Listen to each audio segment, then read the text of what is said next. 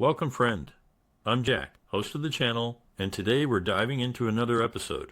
Pour yourself a drink and get comfortable, because I've got a powerful story coming your way. If something hits deep, drop your thoughts in the comments. Let's get into it. Driving down Wesley Drive, Jack Thompson glanced at the 11 houses from the corner to his own. He had framed 8 of them, while the remaining 3 were built by Jim Stevens, a local contractor. There was a friendly rivalry between Stevens Construction and Taylor Construction, Inc., where Jack worked. Once, when Jim ran out of concrete, Taylor's crew helped him finish the job.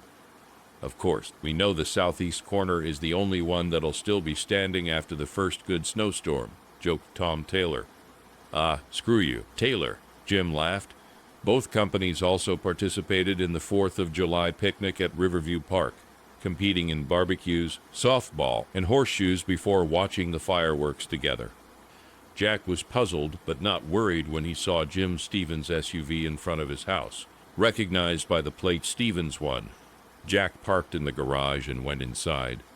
"Hey, Lisa, what's Jim Stevens doing here?" Jack called out. "Living room," Lisa replied loudly. Jack entered the living room expecting to shake hands, but the scene stopped him. Lisa and Jim were on the small couch, with Lisa looking uncomfortable and Jim looking smug. Sarah and Jason were on the long couch, excited. "So what's going on here?" Jack asked. "Jack, there's no easy way to say this," Lisa mumbled, avoiding eye contact. "Then just spit it out," Jack demanded. "He's got a swimming pool," Sarah interrupted. "And a boat," Jason added. "He said he'll take me to Merrily Lake," Sarah continued. "Jim," Jack started. "Don't say another word," Jack interrupted. "Jack, don't make this harder," Lisa snapped. "Oh, I'm the problem here?" Jack said sarcastically. "No, there's no need for—" Jim began again. "I said not another word. Snake," Jack growled. Jim stood up and Jack shoved him back. "Jack, don't you dare," Lisa screamed. "I thought you'd be a man about this," Jim snarled. "What part of not another word don't you understand?" Jack asked, backhanding Jim. He almost smiled at Jim's stunned expression, but his family was falling apart. His daughter was choosing a pool over him, and his son preferred fishing trips on a boat. When Jack last took Sarah to the IMCA, she spent her time posing for boys and didn't swim.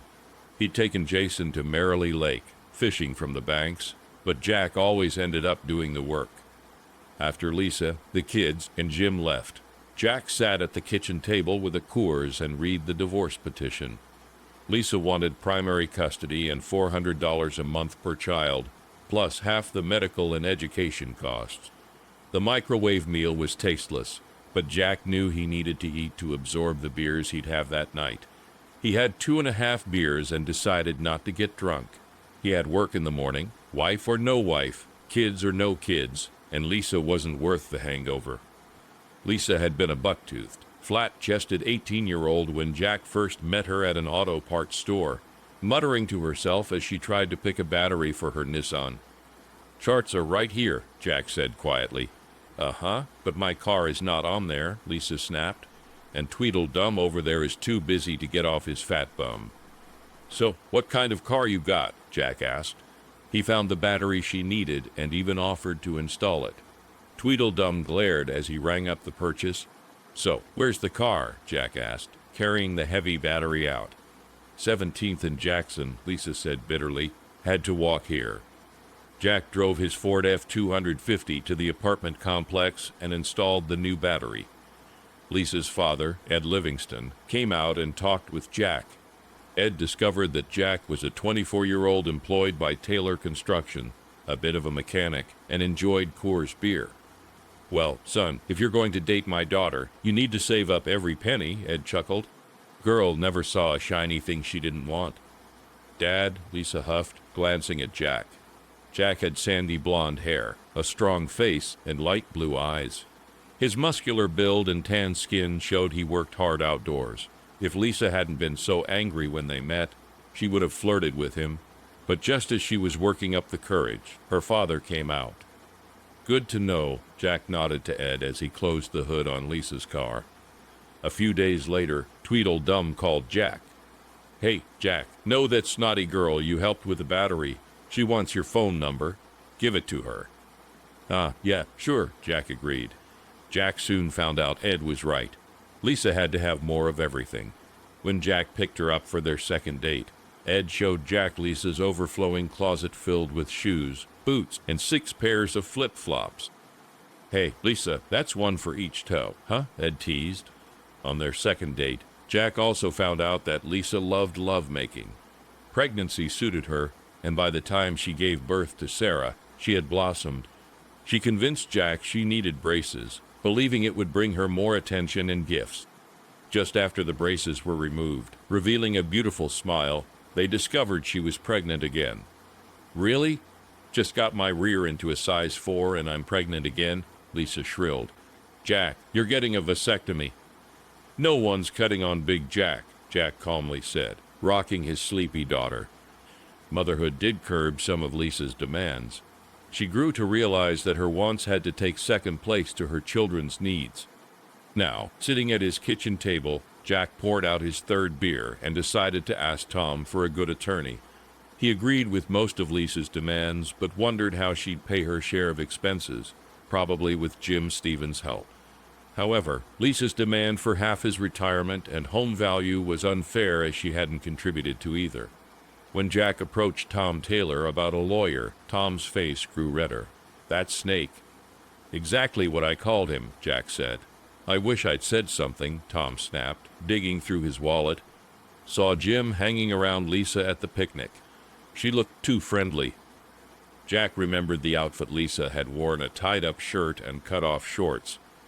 Barbara Johnson, the lawyer, listened to Jack's story, reviewed receipts and bank statements, and noted Lisa's expenditures. She made changes to the divorce petition and faxed the revised documents to Lisa's attorney.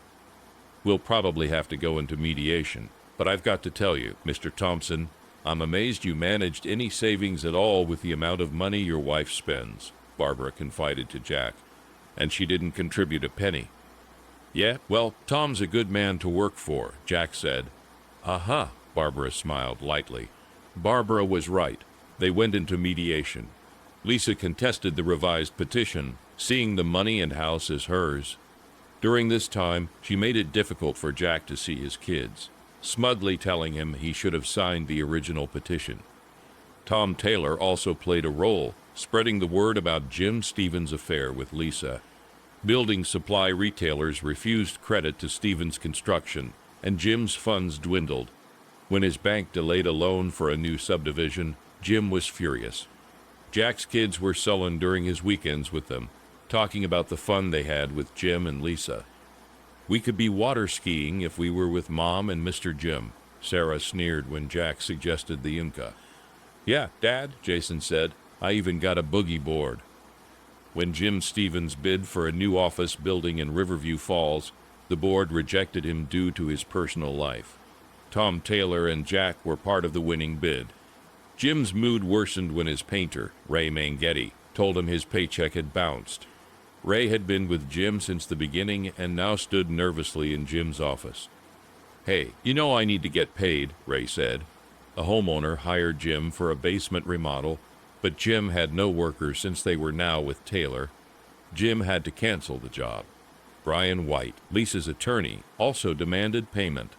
When Lisa tried to use her credit cards, she found Jack had canceled them. Her father, Ed, grudgingly loaned her money and suggested she apologize to Jack. In mediation, Michael Swift reviewed the petitions and bank statements. He frowned when he heard Lisa's smug response to Jack about not seeing his kids if he didn't sign the original petition. "So, Mrs. Thompson, the children are pawns for money?" Michael snapped. "It's not like that," Brian White said. "But Mrs. Thompson does have expenses." "Mr. Thompson also has expenses and has faithfully sent child support," Michael said. "As for Mrs. Thompson's expenses, she should get a job." A month after the mediation, on Jack's 35th birthday, he called Lisa to ask if the kids could join him for a celebration at Benny's Burger Bar. "Your dad wants to take you to Benny's Burger Bar. It's his birthday," Lisa snapped at the kids. Jack's heart broke when his daughter whined, "Do I have to?" Mike," Lisa said, but the call had already been terminated. She left a message trying to sound cheerful, saying the kids had plans and suggesting the weekend instead. Friday afternoon, Lisa waited for Jack's call to pick up the kids. Sarah was annoyed, preferring to hang out with her friend Caitlin Grady. Jason was sullen and moody. At 6:30, Lisa called Jack's phone and got the message that the number was no longer in service. She tried again and got the same message. "Almost ready?" Jim asked, seeing Lisa in a dark suit. "Are we ready?" Lisa asked. "Jack hasn't picked up the kids yet." "Call him," Jim spat angrily. "Great idea. Jim, his number's not in service," Lisa snapped. "Good. He's struggling too," Jim gloated. "Come on, kids," Lisa sighed, slipping on her heels. "Get your stuff. We'll drop you off at your dad's." "I wanted to take the vet," Jim complained. "The clients won't see the car," Jim let go. "We're going to be late," Jim grumbled, but grabbed the Mercedes-Benz keys. Sarah and Jason angrily got into the car. "Oh my God," Lisa gasped, seeing a real estate sign in front of Jack's house. "Come on, they're already there," Jim ordered. "Let's go." "Get out, Jim. They can't stay here." "Jack's not here," Lisa shrieked. "If we screw this meeting up because of your kids," Jim hissed, speeding off. Lisa received an $800 check on the 3rd of the month. The checks always arrived on the 3rd unless it was a Sunday or holiday. Then they came on the 2nd. Jack had heard Sarah whine. "Do I have to?" And Jason sullenly asked. "Why?" Ending the call, Jack sat at the table and cried for the first time since his mother died. Lisa had taken everything valuable. The consignment shop took most of the furniture except the recliner and mattresses. They assured him the dolls, action figures, and skates would sell quickly. Tom Taylor cursed when Jack said he was leaving Riverview Falls, Colorado. The men hugged, and some of the crew also said their goodbyes. "Where are you going?" they asked, seeing the travel trailer hitched to his truck. "Probably south," Jack shrugged, tired of freezing in the winter. Barbara Johnson agreed to handle the home sale. The real estate agent, after Tom had the house repainted and recarpeted, was confident she could list it for $160,000. Jack picked up the divorce decree in Oakleaf, Texas. To celebrate, he went to Tony's Jack's for a half-pound burger, spicy fries, and 2 cold beers. He even had a $1.50 lap dance from a redhead. Finding work was easy. Sinclair Construction hired him after Tom's glowing recommendation. The pay was good and the work steady, but the nights were long living in his travel trailer. Jack worked from 7 in the morning until 3 or 4 in the afternoon, staying late to clean the site. "Jack, day over," Gio Tinetti said one afternoon. "Uh-huh," Jack said, sweeping up. "Wife's making meatloaf and red gravy." "Come over," Gio said. "Thanks, but I think I'll..." "Hurts my feelings you're going to say no to Catherine Marie's meatloaf," Gio said. "Need to shower," Jack said. "Then do it."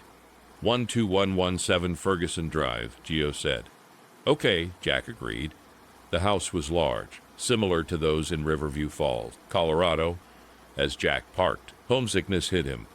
Catherine Marie Tinetti, a French-Canadian, was plump and pale, contrasting with her dark, lanky husband Gio.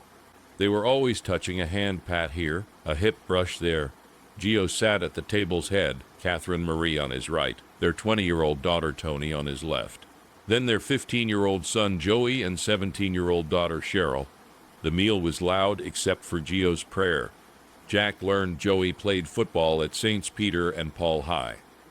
Cheryl was a senior at Sacred Ascent, planning to study biosynthetic engineering at the University of Louisiana. "Must get it from her mama," Gio said proudly, "not from her old man." "Tony, you're quiet," Catherine Marie noted. "I'm starting my last year of college education," Tony mumbled. Since kindergarten, she wanted to be a teacher, Gio bragged. Jack thought of Sarah's fleeting dreams, from Olympic skier to doctor to meteorologist. "Need good teachers," Jack agreed. "Why did you want to be a teacher?" Miss Davis was smart and talked about the world outside Texas. Tony smiled.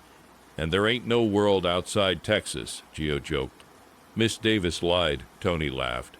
"She said I had to want it and do well in school." "Valedictorian and always on the dean's list," Catherine Marie beamed. Do you have kids, Mr. Jack? Tony asked. I had two, Jack said, losing his smile. Had lost them? Joey giggled, earning a slap from Tony. Divorce, Jack said quietly. After dinner, Jack thanked everyone and hugged Gio. Been a while, Gio said. Since I sat at a family table, Jack replied. The next day, Gio barked orders and pointed as usual. At 3, he ended the day. Jack cleaned up, hoping for another dinner invite, but Gio didn't return. Jack went to Tony's Jack's for a burger and beer. On Friday, Gio handed out paychecks and invited Jack to Joey's football game. Jack cheered for Saints Peter and Paul despite their loss. Tony, in denim shorts and a jersey, sat close, touching Jack's hand, arm, and thigh. Saturday, Jack bought a strawberry shortcake and arrived at Gio's at 6. Cheryl welcomed him, and Catherine Marie accepted the cake, joking she didn't need it. Gio teased her as he hugged her from behind. Joe, we have a guest, Catherine Marie giggled. They do that all the time, Tony said, rolling her eyes. What married people do, Jack smiled. Tony blushed and left the kitchen. Gio called her back to set the table. Hey, I can do that, Jack offered. You're a guest, Gio protested. No, I'm family now, Jack said. Where are the plates? Tony joined Jack in setting the table. She grabbed knives and forks while Jack folded paper towels into squares. She placed the silverware on the napkins. I'll let you get the glasses and ice, Jack said. Hey, Mr. Jack, Joey said. We played awful last night, huh? I thought you did fine. Too bad the other team came to win, Jack smiled. Yeah, Timmy Elmont, they're running back, Joey agreed. Jack discovered Catherine Marie's jambalaya was a simple mix of chicken, pork sausage, rice, diced tomatoes, onions, and bell peppers with a kick of cayenne pepper. Ooh, you brought dessert, Joey cheered when Catherine Marie mentioned the strawberry shortcake. Yes, but I don't need it, she said. Good, more for me, Joey declared. Son has a lot to learn about women, Jack joked. Sunday was long for Jack. Not being religious, he skipped church and football. He tried to sleep in, but eventually got up and dressed in shorts, a t-shirt, and sneakers. Some neighbors in the trailer park waved, others didn't. Jack walked to Oxbow Lake, where he saw others avoiding church and TV. A tanned blonde caught his eye, looking around for attention but getting none. That's how I feel too, Jack said when she visibly slumped. Monday, Jack and Carlos finished the trim work while the painters primed and electricians worked. Jack grabbed a broom. Hey, Thompson, Gio called. Tony wants to know if you're coming to dinner tonight. I guess, Jack said, puzzled by Gio's tone. She's only 20, half your age, Gio snapped. Hey, I haven't done anything, Jack protested. Gio stared, then turned to yell orders at the sheetrock crew. Jack left the job site, deciding Carlos and his cousin could handle the final touches. Barbara Johnson reviewed receipts and tapped on her keyboard before addressing Lisa. So, she began. Can you chip in more? Lisa whined.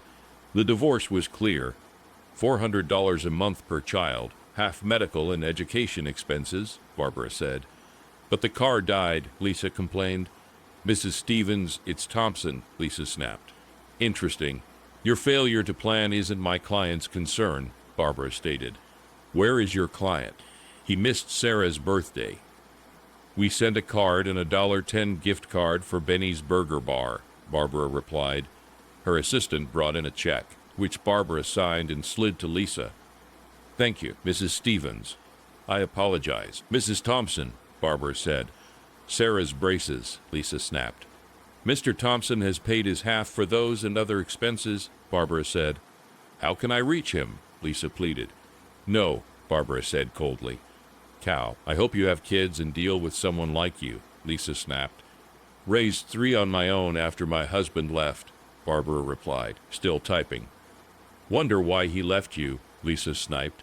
He found a selfish girl who didn't threaten his ego, but she bled him dry, and he tried to come back. I'm a made woman, and I work hard. I don't open my legs to get what I want. Now get out, Barbara retorted. Hello, Jack answered his phone. Catherine Marie is asking if you're coming to dinner, Gio said. It's chicken caxiator or her version of it. I don't think so, Jack started. If you don't come, I'm in trouble, Gio said. 6 o'clock? Okay. Jack parked, making sure not to block the driveway with his travel trailer. Tony answered the door, smiling until she saw the trailer. Oh, you're going camping? She asked, smiling. No, I'm moving on, Jack admitted. Tony's eyes filled with tears, and she ran inside. What the Catherine Marie asked. What happened? Come on in, Jack, she greeted with a smile. Joey had set the table, and Cheryl was getting the glasses. Tony, dinner's ready, Catherine Marie called. Antoinette Catherine Marie Tenetti, she yelled, standing up. She uses your full name. You're in trouble, Joey joked to Jack. Don't tell her mine, Jack smiled. I'll get her, Cheryl offered. Joe, say grace. I'll get her, Catherine Marie ordered. They hesitated, but then started eating. 2 plump blonde women with red eyes soon joined them. Jack, why are you leaving? Catherine Marie asked. My job's done, Jack said as Gio looked up. We just started rolling it today, Gio said. But my part is finished, Jack pointed out. We're starting the Great Oak National Bank Monday after next, Gio argued. Mr. Jack, please stay, Tony whispered, eyes tearing up. She mouthed, please, at him? 5 years later, Lisa Thompson drove down Roberts Drive, admiring the stunning homes. She stopped at 1809, noticing the shiny travel trailer Jack had poured a concrete pad for, despite her objections. The yard was neat and colorful, with flowers and a wooden wheelbarrow. Lisa approached the front door and rang the bell. Yes, a female voice called. Hi, I'm Lisa. Does Jack Thompson live here? Lisa said, flustered. And you are? The voice asked, neither friendly nor welcoming. Lisa grew agitated. She had dressed to impress, but felt sweaty and uncomfortable in the Texas heat. I'm Lisa Thompson, his ex-wife, she said. Oh, does he know you were coming? The voice asked. No, Lisa admitted. Just as she was about to ring again, the door opened. Jack looked better than ever, with streaks of silver in his blonde hair, a bronzed face, and a muscular build. Yes, he demanded. Hello, Jack, Lisa said, smirking. Long time no see. Yes, Jack repeated. Can we talk somewhere? Lisa asked. Right here's fine, Jack said. Michael, a beautiful young blonde, said gently. Lisa looked at the young woman, who had long blonde hair, green eyes, and a gentle expression. She was in a wrap, suggesting they had been swimming. Michael, take her to the sunroom, the woman said with a Texas twang. Fine. Come on, Lisa, Jack ordered. The blonde woman opened the doors to the sunroom and stepped outside. Lisa saw a large swimming pool with children playing. The blonde removed her wrap and entered the pool, her body stunning. 5 minutes. Start talking, Jack ordered, pulling her attention from the blonde playing with the children. Really? Lisa snapped. We were together for 14 years. Can't you be nicer? Oh, I'm sorry. Would you like champagne? Caviar? Where are my manners? Jack replied sarcastically. Come on, get to it. Sarah's getting married next month, the 9th, Lisa said. How far along is she? Jack asked bluntly. Lisa blushed. 4.5 months, Jack responded. It would mean a lot if her dad walked her down the aisle, Lisa said. Do I have to? Jack mimicked bitterly. Like when I wanted to spend my birthday with the kids and they said, do I have to? No, I won't. Tell her to get Jim Stevens. What else? Jim Stevens is no longer in our lives, Lisa snapped. HM, Jack said. He watched as a little girl jumped into the pool. Smiling, he saw the woman applaud. The girl ran to the doors. Daddy, did you see me? She shrieked. Yeah, I did. Just like a big girl, Jack said, hugging her. I'm Audrey. I'm 4, the girl told Lisa. Hello, Lisa said. I'm sorry she ran in, the blonde woman apologized, entering. My mommy's a teacher, Audrey said proudly. Oh, Lisa replied. Precious, it's fine. She didn't disturb anything, Jack reassured, squeezing his daughter. Show Mommy that big jump again. Okay, Daddy. You need to watch, Audrey insisted. I'll always watch you, Jack smiled, giving her another squeeze. So why can't Jason walk his sister down the aisle? Jack asked, watching Audrey jump again. Jason's in jail, Lisa admitted. HM. Do I still have to pay child support if he's in jail? Jack wondered aloud. He's still a minor, Lisa snapped. Aha, but you don't have custody, Jack said, standing. 5 minutes is up. See you. Really? I came all this way, begging you to be part of your daughter's wedding, and you just dismissed me? Lisa shrilled. Did I ask you to come? Jack asked. No, Sarah did, Lisa snarled. Then maybe Sarah should have come, Jack said, opening the door. Hey, guys, you all waterlogged? Uh-huh, my fingers are all bumpy, Audrey announced. That's terrible, Jack said. You seem to be doing well, Lisa snarled. Thanks to no one but myself, Jack smiled. Jack walked Lisa to the front door. Neither spoke as he closed it behind her. Sweating, Lisa walked to her car. Inside, Jack joined his wife and the maid in the kitchen, trying to decipher what the children wanted for dinner. Boogers and toes, Jack joked. Don't get them started, his wife smiled. Daddy, I want hot dogs, Russell said. Yeah, hot dogs, echoed Bertram, his twin. I thought you wanted hamburgers, Carmen, the housekeeper, laughed. I changed my mind, Russell said. How about spaghetti with hot dogs cut up in it, Jack suggested. Yeah, the kids agreed. Daddy, you're the best, his wife smiled, getting the pot for the pasta. After dinner and baths, despite the boys claiming swimming counted as a bath, and after prayers and bedtime stories, Jack walked into the bedroom. Hey, Precious, he said as his wife came out of the closet in a t-shirt. What did your ex-wife want? She asked, kissing him. To know how you look so good after being stuck with me, Jack smiled. Plenty of protein, she teased, crawling into bed. Really, what did she want? Sarah's getting married next month. She wants me to walk her down the aisle, Jack said, joining her in bed. So we're going to Riverview Falls? She asked, smiling. Is it snowing there in August? No, we're not going, Jack said. Michael, you need to walk your daughter down the aisle, she insisted, resting her head on his chest. I know it hurt, but, she whispered, searching his eyes. She moved back as he tried to kiss her. Jack remembered meeting her, Tony, at Kennedy Park. They had dated, but there was no real chemistry, just two lonely people. Thankfully, Tony brought up the truth. Michael, I love you, but I'm not in love with you, she admitted. Kind of how I feel, Jack agreed. I care about you, but no long-term romance here. Oh, Tony said. We'll always be friends. You kept me from running off when things got hard, Jack said, squeezing her chubby body. Come on, let's get you home, he said. Just then, a Yorkie charged at a jogger, wrapping her in its retractable leash. The jogger fell hard, and the dog squealed, trapped under her. The woman screamed at the jogger. Jack rushed over, helped the jogger, grabbed the snarling dog, and handed it to its owner. Hold your animal and drop the leash, Jack ordered, untangling the line. The jogger had a swelling knot on her forehead and a broken ankle. Tony, get her name and address, Jack said. I'm not giving you, the woman started. Jack snapped her picture and called emergency.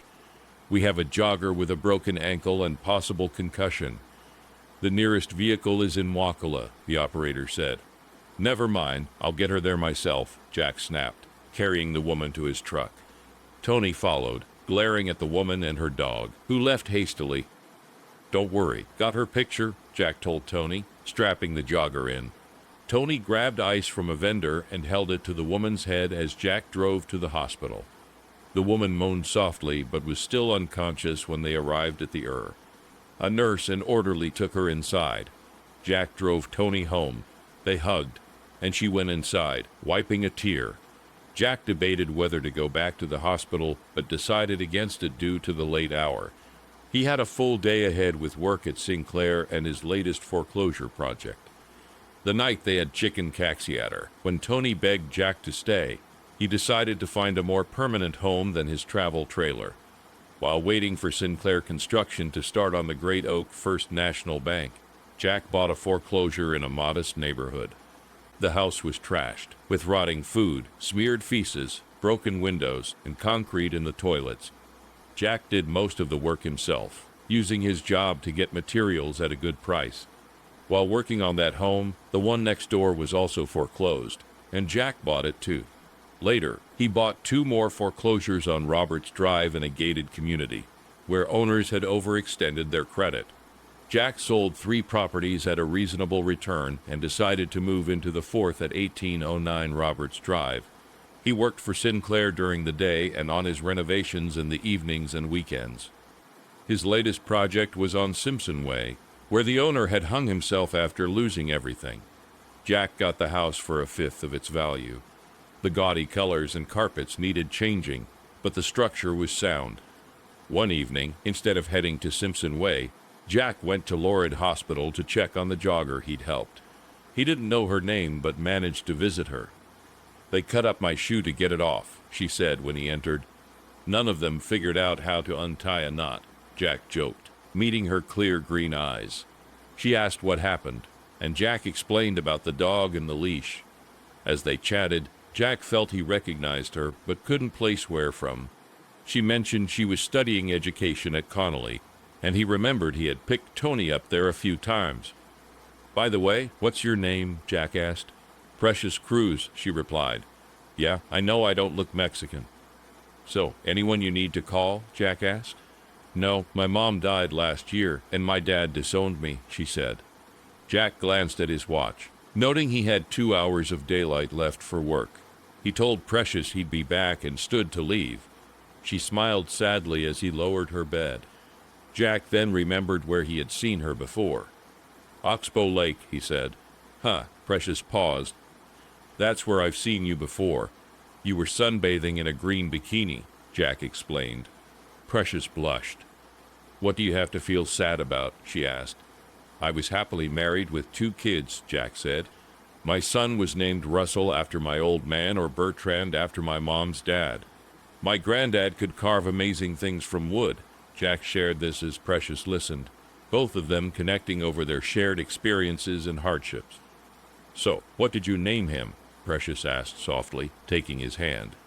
"Lisa decided on Jack Jr. We called him Jason," Jack said. "That's a good name." "I like it," Precious smiled. "Yeah, I was named after my dad's brother who died in Nam," Jack agreed. "And your little girl?" Precious asked. "Sarah," Jack said. "Oh, I love that name," Precious enthused. "It was my mom's name, but Lisa chose Michelle Christina instead." "Do you see them often?" she asked. "Been a few months. They're in Riverview Falls with a pool and boogie board." "What do they need with their dad?" Jack stayed until an orderly brought her dinner. He surprised them both with a gentle kiss. The next morning, Jack was working on the bank's main lobby when his phone rang, playing Back in Black. "Michael?" Precious's soft voice asked. "Uh-huh," Jack said, wiping sweat off his face. "They're discharging me today." "I'll be there soon," Jack said. He informed Gio of the emergency and left for the hospital. An orderly wheeled Precious to the curb. Jack lifted her into his truck and helped her buckle up. "Where to?" he asked. "Home," she said, giving directions to the Spanish Arms apartments. She then remembered her car was at Kennedy Park. Jack drove there without hesitation. She pointed to a 2005 Volkswagen Beetle. "Shut up, it's cute," she laughed when Jack mocked the car. Jack parked and helped her out. Seeing her plaster boot, he realized she couldn't drive. "Okay, I'll drop you off and then drive your car to your apartment," Jack decided. "That's too much," Precious argued. "You can't drive like that," Jack insisted. Back at Spanish Arms, Jack noticed Precious lived on the 3rd floor. "They didn't give you crutches?" he asked. "No," she realized. "How are you going to manage the stairs?" Jack asked. "I don't know," she said, bursting into tears. "Get your key," Jack ordered.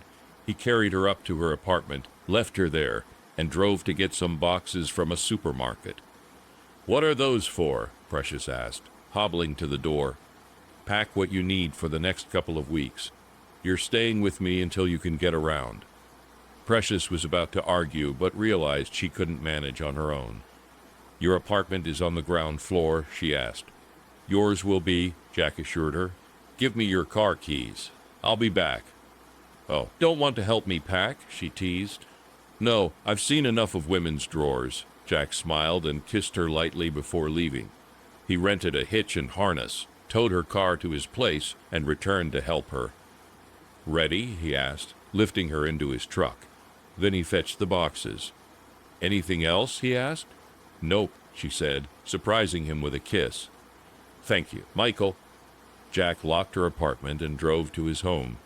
"So, my apartment's on the ground floor?" she asked. "Your bedroom is."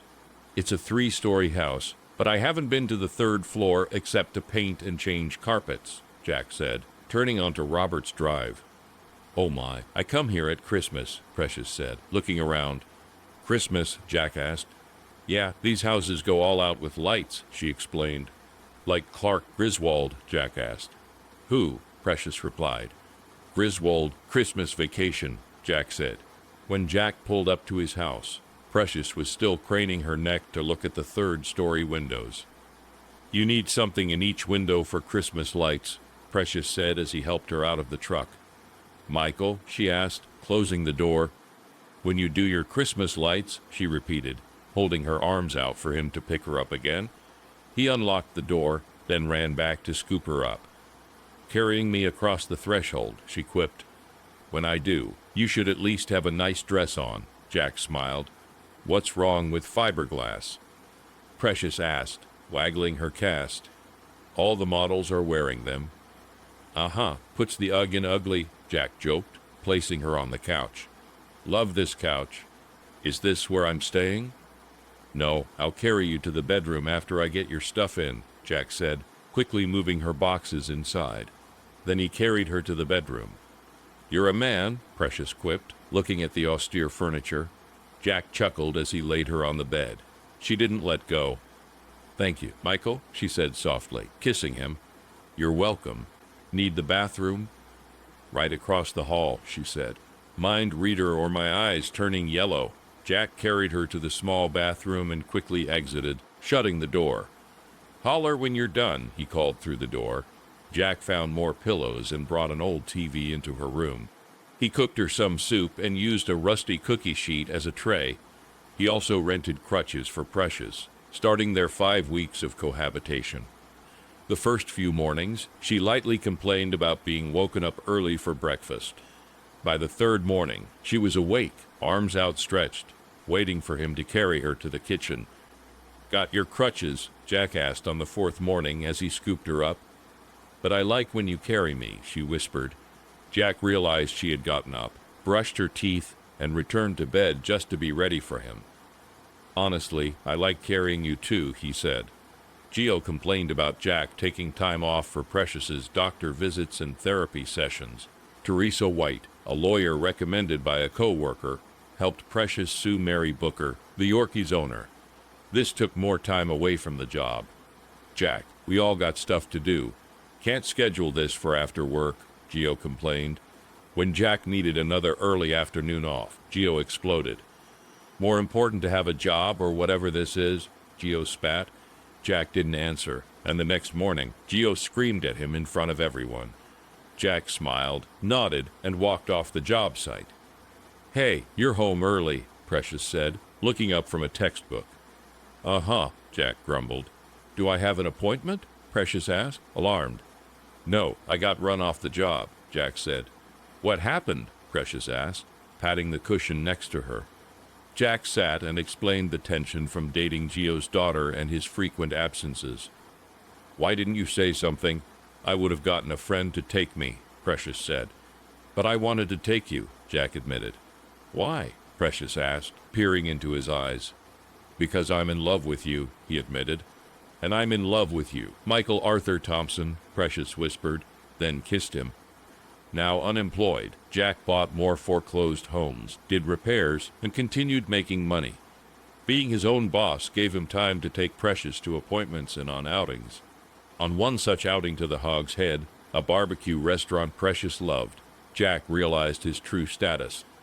"Hey, Precious," a muscular young man sneered. "M.O. Hi, Barry," Precious replied flatly. "This your dad?" Barry asked, trying to sit next to her. Precious blocked him with her hand. "No, this is my fiancé, Michael Thompson. Michael, this is Barry. I used to date him," Precious said. Fiancé, huh? Barry mocked. My fiancé? Precious said firmly. Hey, Ellison, what's up, girl? Barry sighed. I found out there's a huge difference between men and little boys. Precious smiled sweetly. Hey, Precious, Barry, the ribs are here, Allison said. Barry glared at Jack, jostled the table, and walked away. Your fiancé? Jack asked as the waitress brought their brisket platters. You didn't know, Precious smiled, mixing sauces on her brisket. She held out her finger covered in sauce. Want to get married the day after Christmas? She asked as Jack sucked the sauce from her finger. Gives me a month to find the perfect ring, Jack agreed. Precious smiled triumphantly and wider when Jack imitated her sauce mixing. Gives me time to get this cast off. Can you two-step? She asked. I'll learn, Jack said. Brandon Wright, of the Fellowship Non-Denominational Church, performed their wedding. The ceremony was loud and joyous, reflecting Brandon's love of God and preaching. Jack had learned the Texas two-step and swing. The fellowship hall was filled with cheers as the DJ kept everyone dancing. The Hog's Head barbecue catered the event, and guests enjoyed the meal. Tony Tanetti congratulated Jack and Precious, but then locked herself in a bathroom stall to sob. Emmanuel Wright, Brandon's son, offered her a handkerchief. Seeing others happy can be hard, he said quietly. Tony dabbed at her tears. When my cousin Amelia got married, I wanted to punch the guy, Emmanuel admitted. Oh yeah, Tony smiled slightly. Yeah, but sanity prevailed. The guy's a nose tackle for the Connolly Cougars, Emmanuel joked. Ouch, Tony agreed. Why haven't you danced yet? Emmanuel asked. Let's go, he said, grabbing her hand. 9 months and 2 days after their wedding, Jack and Precious were at Low Ridge Hospital for the birth of Bertrand, Michael, and Russell. 17 months later, Tony and Emmanuel were having their first child, while Precious was having their daughter, Audrey. In the present, the Thompsons traveled back to Jack's town to make amends with his children. I can't believe, Jack grumbled as they stepped off the plane in Venus, Colorado. New Texas finally got tired of your ugly face. Tom Taylor, Jack's former boss, joked as he hugged him. Hey, Tom, what are you doing here? Jack laughed. Less hair, more gut, Tom laughed. I'm good. Tom, meet my family. Honey, don't worry about any incriminating evidence he has on you, Jack joked. Thompson, huh? Precious asked. He thinks I'm blackmailing you, Jack explained. No kidding. Bertrand and Russell, I knew them, Tom said, shaking the twins' hands. And not scared of anything, Jack stated. I know you booked a suite at the Hilton, but you're staying at my house, Tom said, grabbing their suitcases. Mr. Taylor, he joked. You sure? Precious asked. Mr. Taylor, Tom asked. That is my name, Precious said. Oh, suits you, Tom said. After they settled in, with Jack and Precious in the guest room, Audrey in Tom's daughter's old room, and the twins on the sofa bed, Jack took a deep breath. I'll check on the boys, Precious said, giving him some privacy. She kissed him. Love you. Love you, Jack said. She's your daughter. Michael, she's a part of you, Precious counseled, then left the room. Hello, a guarded girl's voice answered. Hey, it's your dad, Jack said. Oh, Dad, Sarah said. Yeah, listen, we're in town and going to Benny's Burger Bar around 6. Would love to see you there, Jack said. Yeah, sure, Sarah sneered. I've got 1,000 of these dumb gift cards to use. Great, Jack said and ended the call. Precious looked up from the video game Bertrand and Russell were playing when Jack entered, noticing his scowl. Benny's Burger Bar, 6 o'clock, Jack said. And? Precious asked softly. And she sounded like a snotty little brat, just like at 13, Jack spat. Whenever I expect the worst, I'm rarely disappointed, Precious said. With my second graders, some are sweet, but some are tough. When I drop expectations, things go better. Don't know why I let you talk me into this, Jack said, smiling as Bertrand found the pot of gold in the game. Because I promised you a special night. You did, Jack whispered into her ear. There is that, Precious agreed. But not here, Precious giggled as Jack reached around her waist. At 6 o'clock, Jack herded Audrey and Russell into the restaurant, with Precious and Bertrand just behind. Bertrand had spotted a Porsche 911 and wanted a closer look. Jack scanned the room, feeling disappointment and anger when he didn't see Sarah. "She here?" Precious whispered, taking Jack's hand. "Nope," Jack said bluntly. "Maybe she's stuck in traffic," Precious suggested. "Did you see any traffic out there?" Jack asked harshly. "Riverview Falls doesn't have traffic jams." "So, how do we do this?" Precious asked, helping guide the kids to the counter. "First, you order your burger quarter pound, half pound, or 1 pound," Jack said. "A 20-pound?" Audrey asked. "Daddy's joking. It's 1 pound," Precious giggled. "Then you choose bacon, cheese, or both." "How about half bacon, half cheese?" Russell asked. "Now you're getting it," Jack said. "Then, when the burger's ready, you go to the bar with over 40 toppings." "Boogers?" Bertrand asked. "Bertrand?" Precious said disapprovingly. "No, those you bring yourself," Jack said. "But there's blue cheese, salsa, jalapenos, onion straws. Sounds like you've been here before." The girl behind the counter smiled. "Used to be my favorite place," Jack admitted. Sarah arrived 20 minutes late, nodded at Jack, and dawdled over ordering and fixing her burger. "Hi," she snapped, slapping her tray down. "About 5 months along?" Jack asked, noting her paunch. "Uh-huh," Sarah said, stuffing her mouth with burger. "I'm 2 months along," Precious said, trying to connect. "That's nice," Sarah said. "So, Dad, let's get to it." "Your mother says you're getting married this Saturday," Jack said, fighting his anger. "Yeah, heard you said. Who cares?" Sarah replied. "Anyway, I came to see you get married." "Wanted you to meet your brothers and sister," Jack said. "Fine," Sarah said, gulping soda. "I'm Precious," Precious offered. "I'm sure you are," Sarah smirked. "That's her name," Jack said through clenched teeth. "Precious Thompson. This is Audrey." "I'm 4," Audrey announced. "And the big guys are Bertrand and Russell," Jack said. "Guys, this is your big sister, Sarah." "Hi," Bertrand said. "I'm 4," Audrey repeated. "Hi," Russell said. "So, you thought I'd be all. Oh, hi, great to see you." "Don't worry about ditching me, huh?" Sarah snarled. "No, I hoped you'd say, 'Hey, sorry I was a selfish brat. Acted like spending time with my dad was a burden. But I've grown up. Guess we're both disappointed," Jack spat. "Daddy said crap," Audrey whispered to Precious. "I heard him," Precious said, pinching Audrey's nose. "And I heard you say it too," she admonished. "No, I was just telling on Daddy," Audrey denied. "Don't bother. Daddy," Sarah spat, shoving her tray and spilling her drink. "Don't come to my wedding. I don't want you there." "No problem," Jack shrugged, grabbing the tray before the soda spilled. "We'll drop your present off at your mother's," Precious offered as Sarah stormed out. "Whatever, cow," Sarah sneered, shoving the door open. "She said," Audrey started. "And if you say it, you'll get a spanking," Precious warned. "So, what did y'all think of Benny's Burger Bar?" she asked as they left.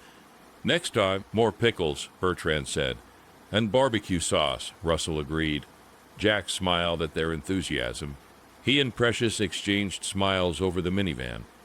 After dropping Precious and the kids off for ice cream, Jack drove to the address Barbara Johnson, his attorney, had given him.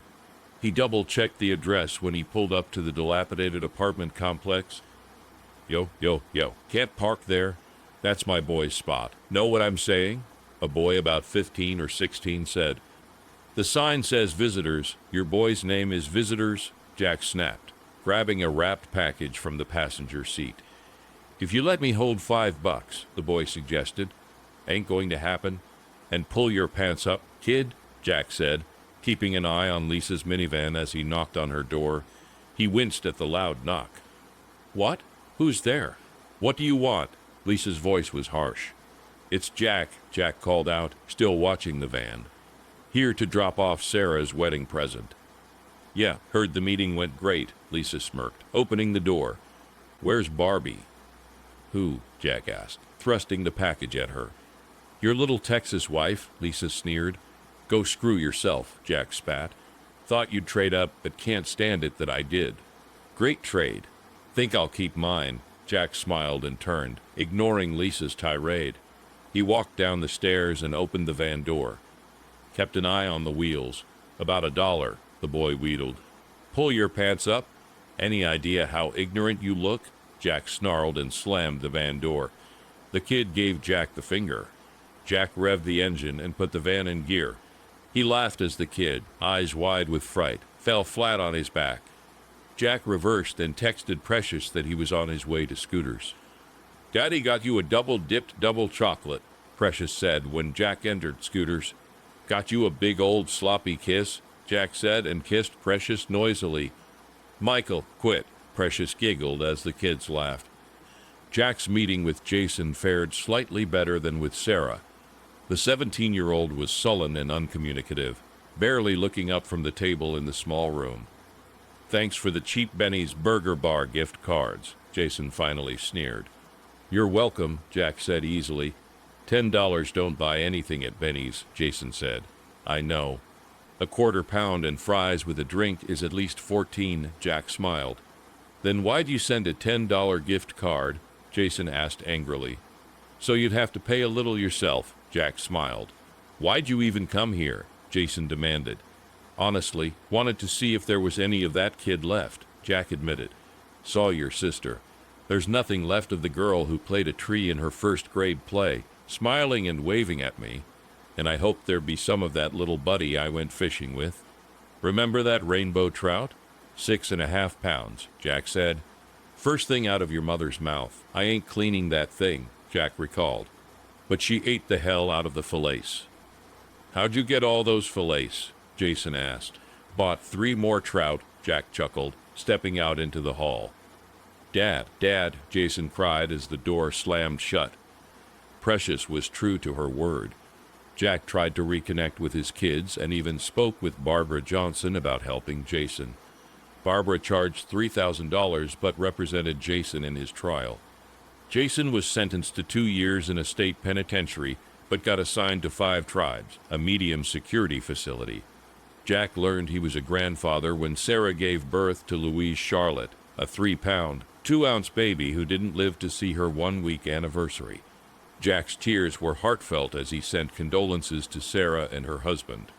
7 months later, Precious gave birth to Olivia Nicole Thompson. Jack was overjoyed but haunted by a strange sense of pain. He held his daughter but could never hold his granddaughter. 3 weeks later, tragedy struck again. Precious, waiting for Audrey to return from school, was hit by a speeding pickup truck. Audrey witnessed the accident. 3 hours later, Precious was on life support. Jack was stunned, processing the phone call that shattered his world. He drove to the hospital, feeling detached, holding Audrey but not feeling her touch. He saw Audrey crying but couldn't find words for her. His silence broke when the doctor finally said, Mr. Thompson, I tried my best. She is in a better place now. Jack stood in silence for what felt like an eternity, only coming back to his senses when Audrey shook his hand and asked, Can we see Mom? Jack knew it was time for the hardest conversation of his life. We might not see Mommy again. God asked her to come stay with him in heaven. She's in a deep sleep and might not wake up for a long time.